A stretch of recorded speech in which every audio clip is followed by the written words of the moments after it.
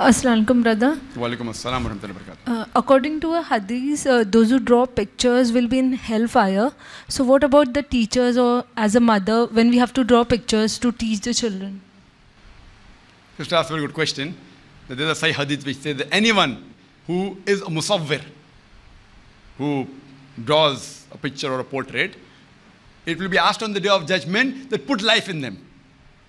And all these are destined for hellfire. It's a Sahih hadith. But there are always exceptions to the rules. There are other Sahih hadith in which we find hadith in Sahih Bukhari, in Sahih hadith of Abu Dawud, Hazrat Aisha, may Allah be pleased with her. The Prophet permitted her even to play with a toy, or there was a horse with had wings. So for children, there is an exception to the rule. That for the children, if they play with toys, etc., which may resemble idols, it's permitted. And even for the mother of the children, it's clearly mentioned in the hadith. Furthermore, if we extend, it even includes the teachers of the children.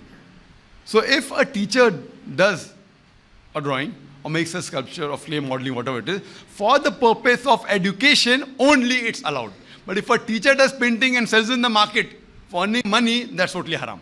So if a mother or a teacher, to educate the child, does some portrait, does some painting, etc., for the children, as long as they're young, it's permitted in Islam, but not for selling in the market.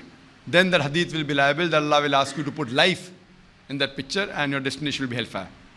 Hope that answers the question, sister.